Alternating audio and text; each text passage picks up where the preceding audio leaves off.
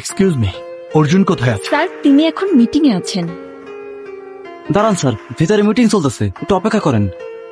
দেখো ভাই আমার, পুলিশরা অপেক্ষা করে আইনের জন্য, অপরাধীর জন্য না।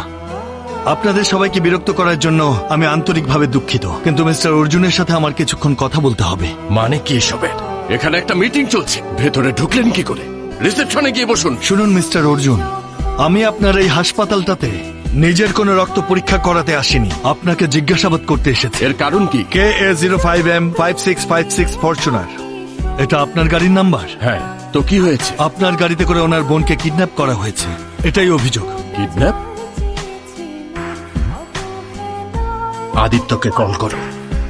আপনার ডায়াল ফোন বন্ধ স্যার। এই মুহূর্তে বন্ধ আছে।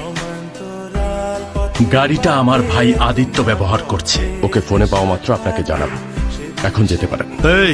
এইসব অর্ডার আপনার লোকজনকে দেবেন। আপনার ছোট ভাইকে খুঁজে না পাওয়া গেলে আপনাকে থানায় নিয়ে যাব।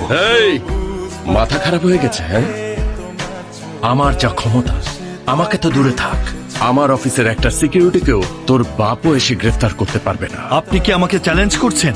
আমাকে আপনি এখনো চেনেননি, প্রয়োজন হলে আমি একাই আপনাকে থানায় নিয়ে যাব। এই, এত বড় সাহস! ভুল করে ফেললি, তুই শুধু আমার ইউনিফর্মে না, বাঘের গায়ে হাত দিয়েছিস।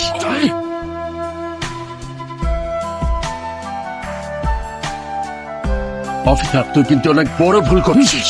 তুই কে তাতে আমার কিচ্ছু যায় আসে না, আইনের চোখে সবাই সমান। মাল্লেশ্বরের সাব ইন্সপেক্টর মিস্টার কিরণ কুমার স্বরাষ্ট্রমন্ত্রী দুর্গাপ্রসাদের ছেলে অর্জুনকে গ্রেফতার করা হয়েছে। ফিরে আসছি ছোট্ট বিরতির পর। এক্সকিউজ মি স্যার, আপনি কি স্যার একটু খবরটা দেখবেন? অর্জুন প্রসাদকে গ্রেফতার করা হয়েছে। তার বিরুদ্ধে কি কি অভিযোগ, কেন তাকে গ্রেফতার করা হয়েছে, বিস্তারিত রিপোর্ট ছোট্ট বিরতির পর। স্যার, এসব কি? আমাকে একটু সময় দিন স্যার, আমি নিজে ব্যাপারটা দেখছি। সে মুক্তি পেলেও আমি আমার যে সুনাম আর সম্মান হারিয়েছি সেটা কি আবার ফিরে পাবো? স্যার, আপনি নিশ্চিন্তে থাকুন, সব আমি সামলে নেব।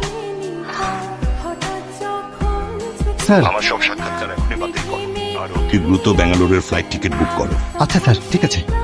স্যার স্যার স্যার, আমার কথা একটু দিন স্যার। স্যার, প্লিজ স্যার, বলুন স্যার। স্যার, স্যার,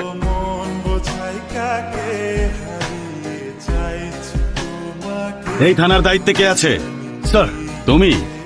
এমন একটা মামলা নিয়ে ঘাটাঘাটি করার আগে তোমার সিনিয়রদের যে জানানো উচিত সেটা তুমি জানো না? স্যার, ওর গাড়িতে করে একটা মেয়েকে কিডন্যাপ করা হয়েছে, আর যখন আমি জিজ্ঞাসাবাদ করতে গেলাম তখন এই লোকটা আমার গায়ে হাত তুলেছে। স্যার, ওনার মান সম্মান নিয়ে টানাটানি করলে উনি কি তোমাকে ছেড়ে দেবেন?